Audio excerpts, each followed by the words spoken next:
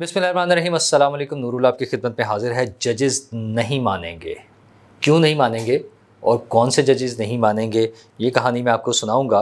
और एक बयान से पीटीआई की बैंड बज गई है। वो 13 अगस्त का प्लान और बाकी सारी चीज़ें समझे, सब कुछ वो कहते हैं खलास ख़त्म, उस तरह बातें जा रही हैं। और उसमें टीटीपी और पीटीआई दोनों ही इकट्ठे जा रहे हैं साथ ही, ये होगा। और वैसे तो वो चाय हड़ताल भी ख़त्म हो गई है। पीटीआई ने वो जो टी पार्टी की हड़ताल की हुई थी इस्लामाबाद में, वो ख़त्म हो गई है। जमात इस्लामी का धरना भी ख़त्म हो गया है। लेकिन इन सारी बातों से अहम अरशद नदीम का गोल्ड मेडल है, और उस गोल्ड मेडल में उस्मान बुज़दार का किरदार। तो पाकिस्तान के लिए एक बड़े अरसे के बाद एक अच्छी बड़ी ख़बर ओलंपिक से कि हमने गोल्ड मेडल जीता है। अरशद नदीम ने जेवलिन थ्रो में रिकॉर्ड कायम किया है, एक बड़ा रिकॉर्ड। और पूरी कौम को उस पर फ़ख्र है, सब खुश हैं। बहुत से लोग क्रेडिट भी लेना चाह रहे हैं, और यकीनन ज़ाहिर है जो जो जिसका बनता होगा क्रेडिट उसको मिलना भी चाहिए।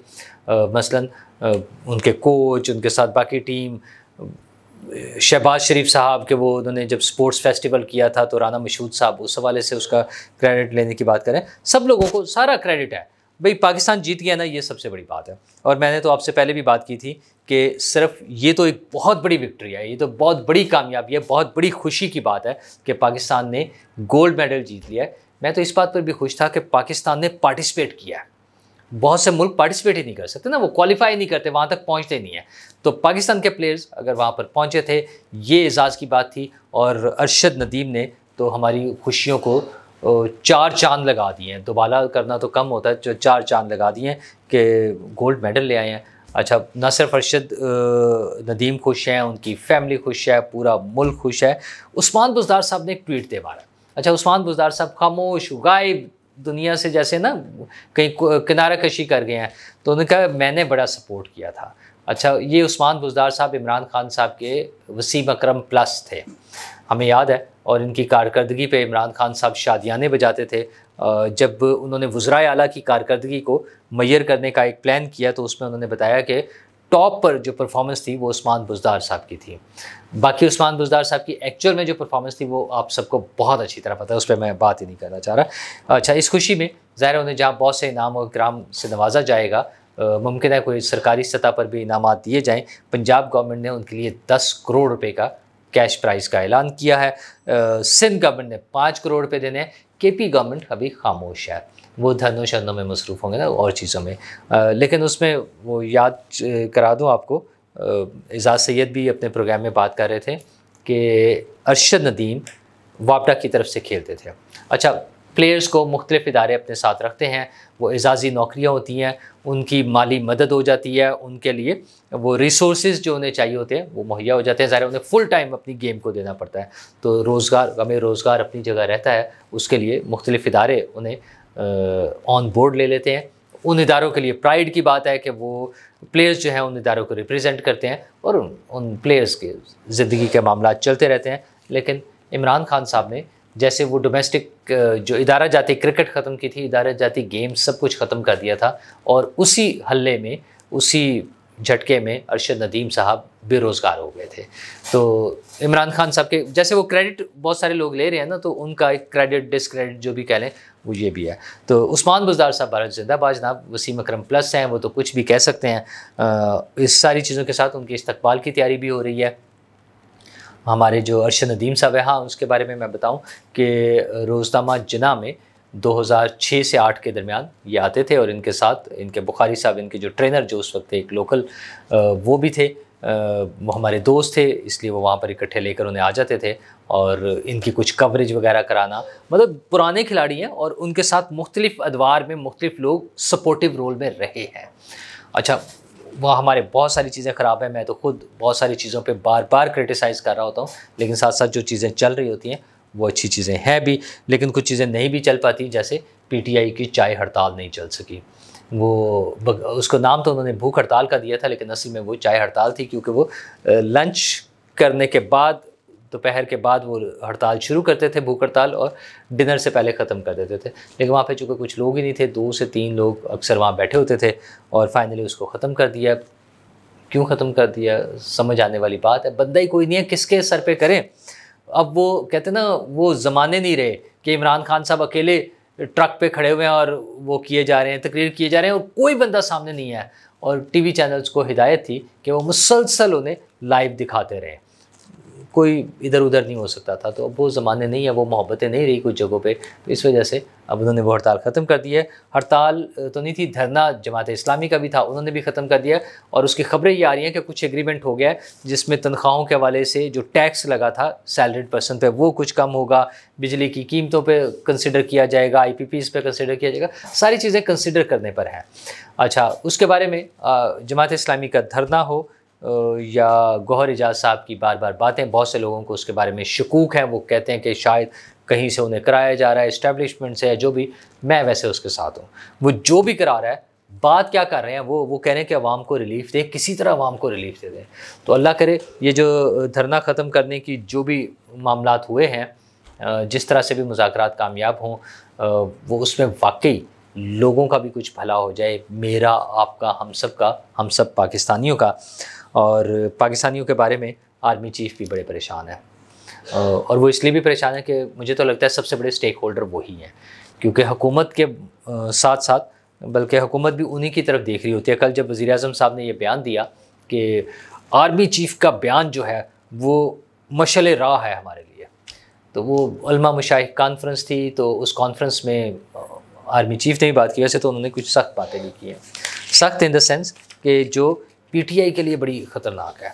अगरचे वो बराह रास्त टारगेट तो TTP होगा या दीगर जो भी फितना फैलाने वाले लोग हैं, जो भी इस मुल्क को डिस्टेबलाइज करना चाहते हैं, जो चाहते हैं कि चीज़ें ना चलें, उन सब के ख़िलाफ़ बात थी। और उन्होंने बड़ी सीधी सी बात की, उन्होंने कहा कि जो शरीयत और आइन को नहीं मानते, हम भी उन्हें पाकिस्तानी नहीं मानते।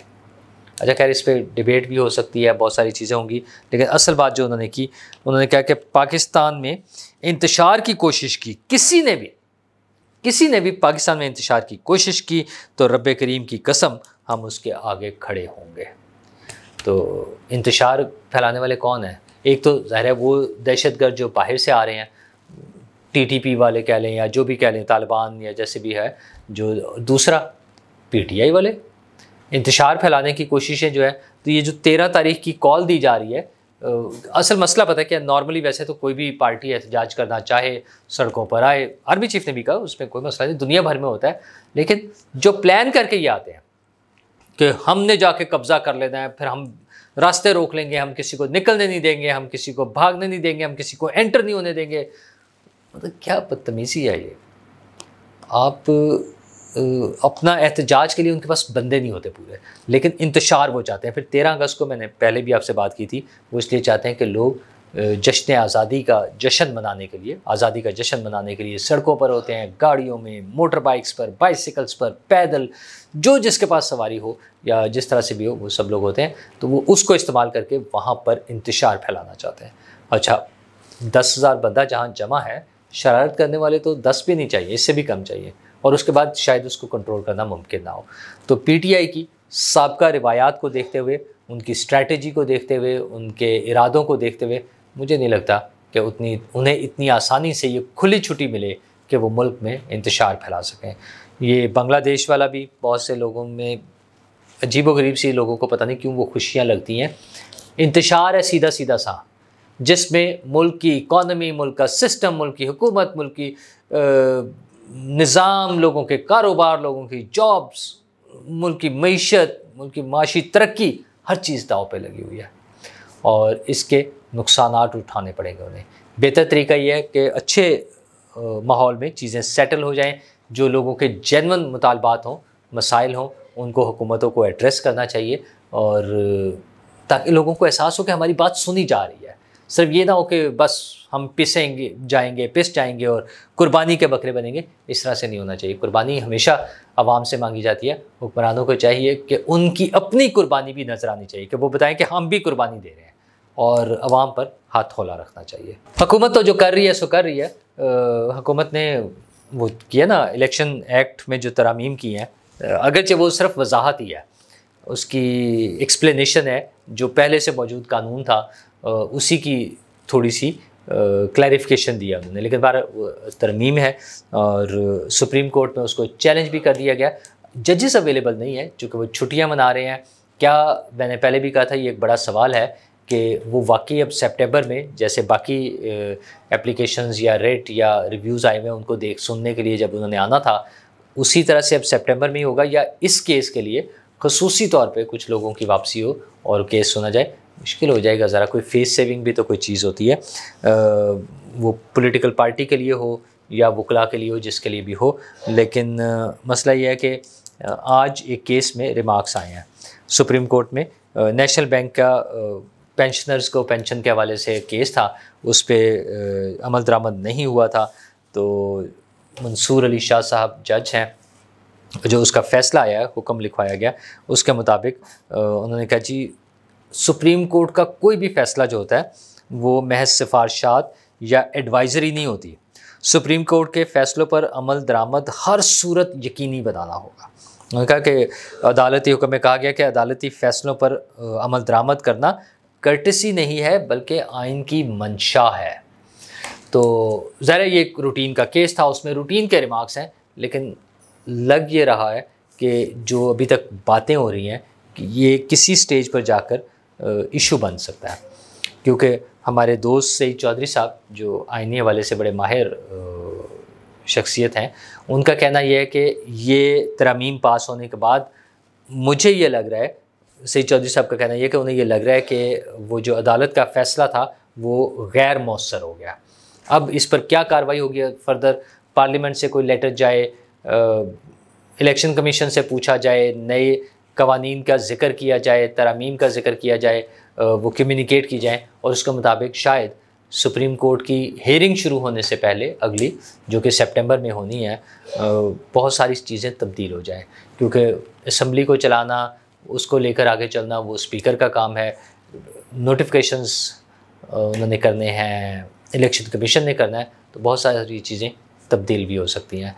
लेकिन क्या इन सारी तब्दीलियों का मुझे, आपको, हम पाकिस्तानियों को भी फ़ायदा होगा, ये सोचना हुकूमत का काम है, क्योंकि हम तो अपने हक़ के लिए आवाज़ उठाते रहेंगे, लेकिन खुदा न खास्ता बातें मॉब की सूरत में उनके हाथ में ना चली जाएं।